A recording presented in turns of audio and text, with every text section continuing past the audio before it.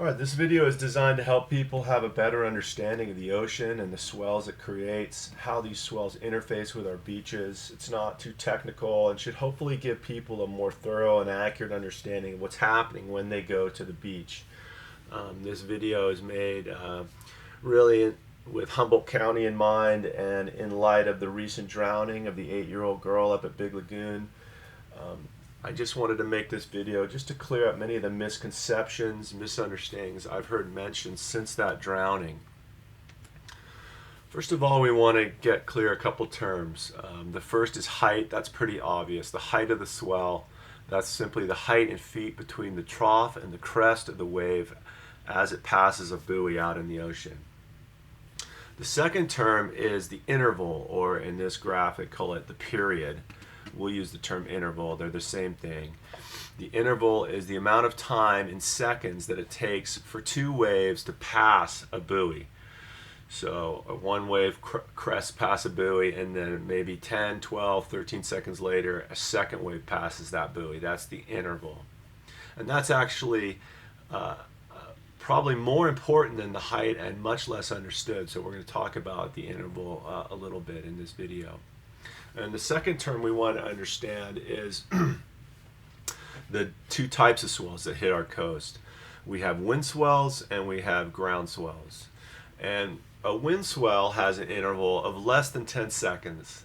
Wind swells are created by local winds blowing above the ocean close to the shore, creating these short interval waves, choppy waters. This is when you see the white capping out on the ocean. These are wind swells. But we really want to focus on ground swells. Ground swells have intervals of between 10 and 20 seconds, upwards of 27 seconds sometimes. And they're created by massive storms on the other side of the ocean. Stronger winds over longer distances for longer periods of time. And it results in a tremendous amount of energy being transferred into the ocean, into the water, generating waves. And these waves have much longer intervals than a wind swell, and ground swells can travel much larger distances, thousands of miles, without losing any energy. And additionally, and more importantly, ground swells can have these long lulls, these long periods of time in between sets of waves, maybe 5, 10, 15, upwards of 40-minute lulls in between the sets, and we'll talk about that a bit too. One quick analogy that you might think of is a wind swell would be like a butterfly just a few feet away from you on a large still pond, just a few feet off the shore, creating these rapid little waves, whereas a ground swell you might think of more like a duck on the other side that's really traveling through the water for a longer period of time, creating a ripple that's going to travel towards your side of the lake, really uninterrupted because of the depth of the lake. So here you see a picture. This is a ground swell. This is probably Southern California. This is a ground swell perhaps from New Zealand that's created by a storm created, almost 6,000 miles away. And these swells have traveled across the ocean. And as they've traveled across the ocean, they've become organized, and they also group up into sets of waves. And here's some satellite imagery of a storm off Alaska, and this is what creates most of our swells, these massive powerful storms creating swells in the winter that just have a tremendous amount of energy. Now as these swells travel across the ocean, they'll group up, and it's very similar to the way cyclists will group up and start drafting of each other. And as you can imagine, a big storm is creating different waves at different speeds. The similar speeds waves will link up to each other, and because of friction they'll group up, and that's why you get these sets of waves with lulls in between the sets as they come to our beaches. And as these ground swells come to the ocean, obviously they break. Here's a great diagram of how the energy of the wave really goes down below the surface, and as it starts to feel the bottom of the ocean floor, it starts to drag, and it starts to pull, and that wave starts to steepen. And that's why they call it a ground swell, because it starts to feel the ground of the ocean Excuse me. And you can just imagine the storm that it took to create these waves. Notice the wind is going offshore away, so the wind, the local winds, really have no effect on the size or the impact of that groundswell. People often think it's the wind, the local winds, creating dangerous waves, but really this swell was created days ago, and it's just arrived at our shore. So here's a picture of a warning sign from Monastery State Beach, and it shows why certain beaches are dangerous, and it's because of the steep beach face. That steep beach face causes the water to rush up it and then quickly, powerfully retreat back down the beach face. You have this safe zone up on the dry sand and even this less dangerous zone beyond the breaking waves. But here in this, because of this steep beach face, you have this backwash which can pull you into the water. And if it's cold, like it is up here in Northern California, you have clothes on, you're going to find yourself in trouble very quickly. Here's a picture of Monastery State Beach. You can see that shore break. That is some pretty powerful shore break. I think like 30 people have drowned there in the last 10 or 15 years or something. Here's a picture from Santa Cruz, California, showing you how that water coming back down the face of the beach, pulling at this surfer. This is a full-grown man, athletic, fit. Imagine that being a child with clothes on. Those clothes are going to weigh you down, and again, you're going to get in trouble fast. And that's just, that pulling is a powerful, powerful force. Here's Black Sands Beach, north of Shelter Cove. People have drowned here, and you can just see that is incredibly dangerous shore break. So some of our steep beaches, Black Sands Beach, as previously shown. Klamath River Beach has a very steep beach. Big Lagoon, obviously, is steep. And there's been, I think, 4 or 5 fatalities there just in the last few years. Centerville Beach has a steep beach. And then Agate, Freshwater, Stone, and Dry Lagoon, less steep, but there's been fatalities there. And the problem with Agate, Freshwater, Stone, Dry Lagoon, and Big Lagoon is there's agates in the sand. So the very steep beach, the very fact that there's a steep beach, creates this wave action which scours the sand, freshly exposing agates. So the very factor that makes the beach dangerous is the same factor that makes it attractive to people who are looking for agates.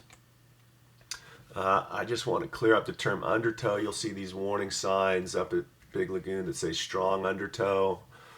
There's really no such thing as an undertow. There's no force pulling you down under the water.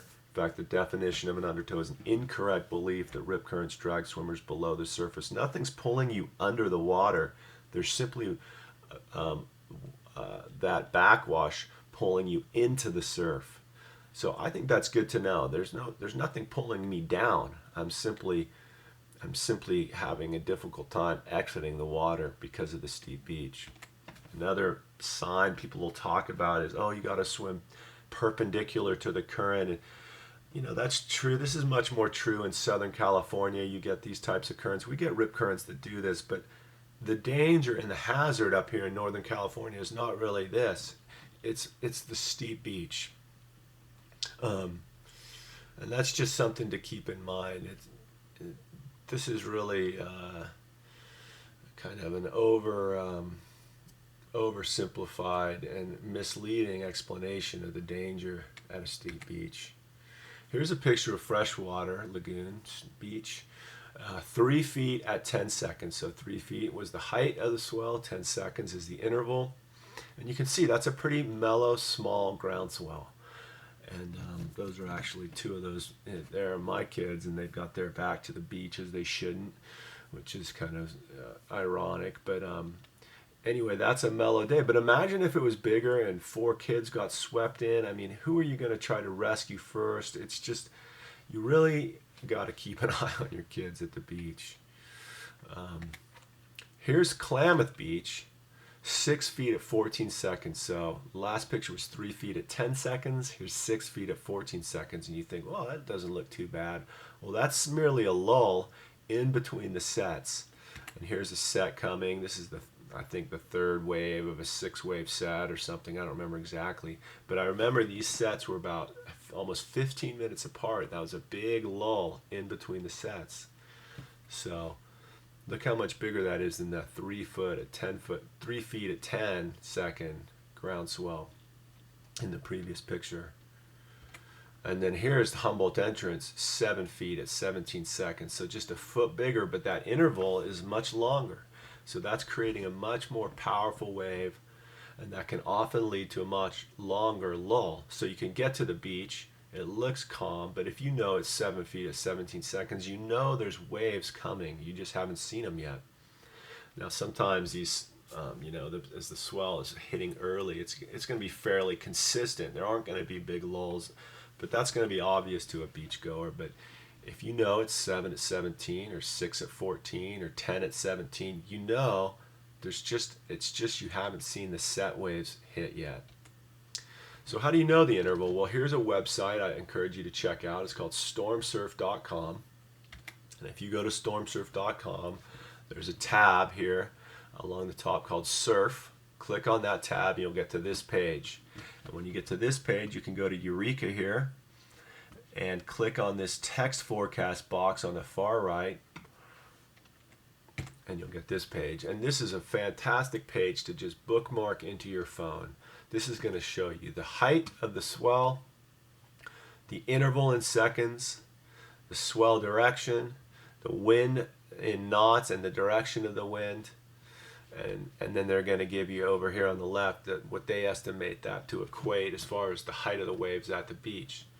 So today is actually Sunday morning. It's 1 foot at 11 seconds. That is a flat ocean. That is a great day to go to the beach.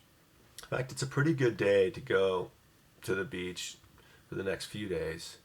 Monday's going to be flat, Tuesday really small, and then we're going to see the surf start to pick up later in the week. 5 feet at 11 seconds. Again, that's a pretty small, fairly benign groundswell. I say that relatively because, it is the ocean. Here I clicked on Fiji's week. Notice Fiji, you got a different picture. Southern hemisphere, the other side of the world. Look at next Friday. 6 feet at 19 seconds. Almost 7 feet at 19 seconds, producing 12-foot waves. So that is a big, long interval groundswell that's going to be hitting Fiji, and I would suspect that as that swell starts to arrive, you're going to have some pretty decent lulls in between the sets. So that's it.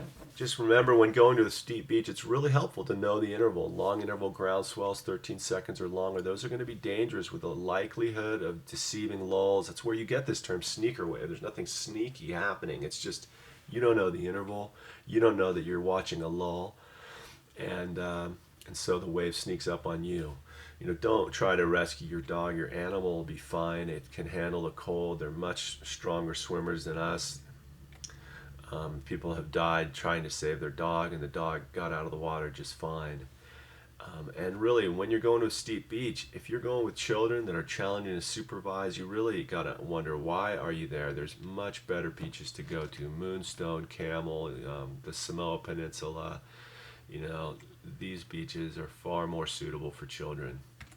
So in conclusion, I hope this video helped you understand the difference between a ground swell and a wind swell, the importance of the wave interval in seconds and its relationship to the lulls, how to know that interval. I recommend stormsurf.com, but there are other websites, and I would encourage you to bookmark that page into your smartphone, your browser, and just know the danger of these steep beaches poses some pretty serious threats to you and your loved ones.